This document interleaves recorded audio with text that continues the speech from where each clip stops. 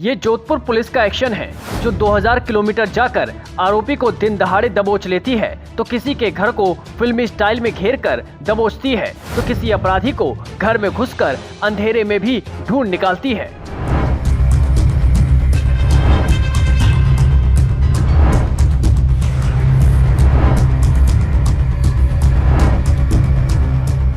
Jodhpur police ने back to back एक साथ 3 ऑपरेशंस को अंजाम दिया। ऑपरेशन सगरवंशी, ऑपरेशन शकीरा और ऑपरेशन दंश। इन 3 ऑपरेशन में 5 इनामी अपराधियों को दबोचा गया जो इस समाज के लिए खतरनाक थे। और जोधपुर पुलिस ने बता दिया कि साइक्लोनर टीम की निगाहें देश के हर कोने में हैं।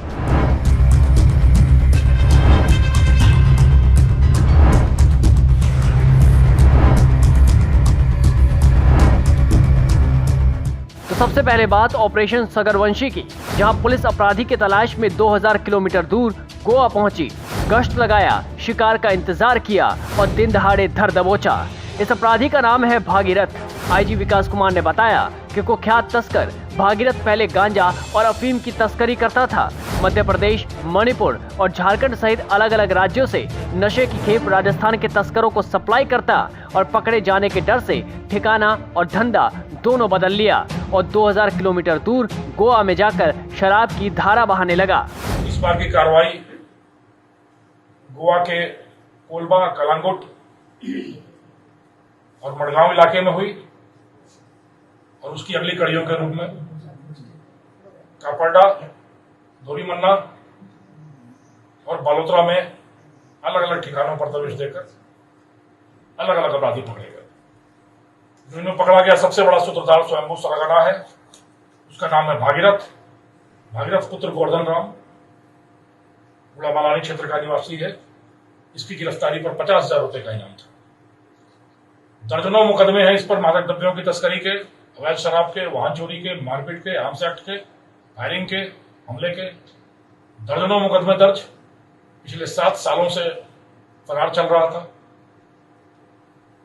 यदि आपको स्मृत हो तो पिछले साल फरवरी में अपने दुस्साहस के बल पर एक महिला का टांग के हाथ पांव तोड़ दिए इसने शहर में, फायरिंग भी की और तब से यह रडार पर आया साइक्लोनर टीम की। साइक्लोनर टीम की रडार पर आते ही इसके लिए ऑपरेशन का नाम दिया गया सगरवंशी। यह स्वयं सिद्ध है सगरवंशी और भागीरथ का क्या संबंध होगा। और पुलिस के रडार पर आते ही यह समझ गया कि अब साइक्लोनर टीम की धमक के आगे यह फीका पड़ेगा और इसने अपना धंधा और ठिकाना दोनों ही बदल दिया। मादक द्रव्यों की तस्करी के मुख्य धंधे को छोड़कर यह गोवा भाग निकला, वहां जाकर सुरक्षित ठिकाना बनाया और गोवा में ही शराब का कारोबारी बन गया। अवैध मादक द्रव्यों की अवैध तस्करी के धंधे से कमाए अनाप शनाप पैसे से इसने वहां लगातार दुकानें खरीदनी शुरू की और एक पर एक करते हुए 3 शराब की दुकानों का मालिक हो गया। 3 बार गई साइक्लोनर की टीम इसके वहां होने की भनक पाकर, पर ये इतना शातिर था कि अपने गुर्गों को दुकान पर बिठाकर रखता और किसी को कान भनक नहीं होती थी कि भागीरथ कहां होगा। करीब 15 दिन पहले वहां हमारे मुखबिरों के जाल से हमारे पास यह खबर आई कि एक नई दुकान का सौदा होने वाला है और उस सौदे के लिए इसकी पत्नी गोवा जाएगी।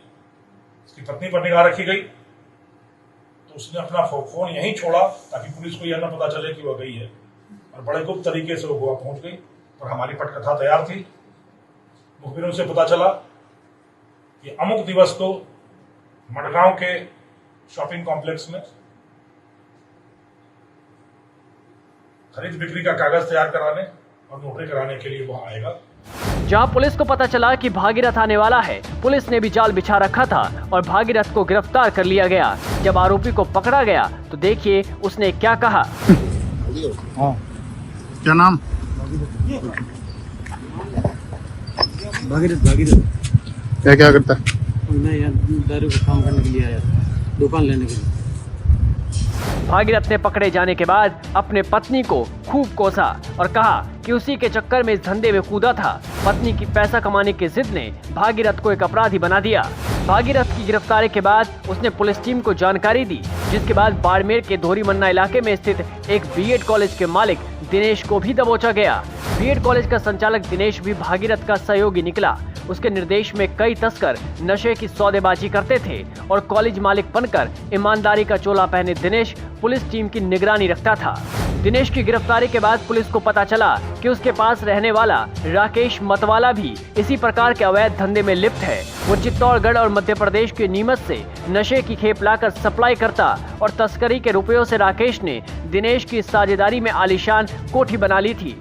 राजेश ने दिनेश की पत्नी को अपनी धर्म बहन बना रखा था और इसी रिश्ते की आड़ में वो दिनेश के साथ मिलकर तस्करी के कारोबार में लिप्त था। ये जानकारी मिलते ही ऑपरेशन शकीरा को अंजाम दिया गया। राकेश के गुप्त ठिकाने पर पुलिस पहुंची। आरोपी ने अपनी शानदार कोठी खेतों के बीच बनाई हुई थी। पुलिस पहुंची तो पूरे घर की तलाशी ली गई। आरोपी घर में छिपा था पर पुलिस को नहीं मिल रहा था। लुका छिपी के इस खेल में पुलिस थककर लौटने ही वाली थी कि एक टेबल पर नजर पड़ी। यह आरोपी टेबल के पीछे भीगी बिल्ली की तरह छिपा हुआ था पर पुलिस की शातिर निगाहों से ना बच सका। जब राकेश पकड़ा गया तो उसने पुलिस को सुनील का पता भी बता दिया और सुनील भी 10,000 रुपए का इनामी बदमाश निकला। सुनील ने अपना नाम बदलकर रॉबिन बिश्नोई रख दिया था और दिनेश की पत्नी को अपनी बहन मानता था। इसके बाद शुरू किया गया ऑपरेशन दंश, जिसमें बालोतरा के रहने वाले दिनेश को भी पुलिस ने धर दबोचा। और कमाल की बात तो ये कि भोला भाला दिखने वाला दिनेश 15 सालों से मासूम लोगों की जिंदगी में जहर घोल रहा था और एक रिटायर्ड थानेदार का दामाद भी था। आईजी विकास कुमार ने बताया कि कैसे साइक्लोनर टीम का पंजा अपराधियों को दबोच रहा है। रेंज की साइक्लोनर टीम ने महाअभियान छेड़ रखा है, जिसके तहत नशे के सौदागरों के महिमा मंडित मास्टरमाइंड्स पर मदमर्दन और समाज के सपोलियों की समाप्ति के लिए ऑपरेशन सपोलिया चलाकर ताबड़तोड़ धारा प्रवाह कार्रवाइयां की जा रही हैं। उन्हीं अनवरत कार्रवाइयों की धारा प्रवाह श्रृंखला के अगले क्रम के तहत साइक्लोनर का पंजा चला है अपराधियों के पंजे पर। यानी एक साथ 5 बड़े अपराधी जो दुर्दांत हैं, जो वांछित हैं, जो दुस्साहसी हैं और जो लंबे समय से पुलिस की आंखों में धूल झोंक कर अपने साम्राज्य का विस्तार कर रहे थे, उनके गिरेबान तक अपने पंजे को पहुंचाने में सफलता मिली है साइक्लोनर टीम को।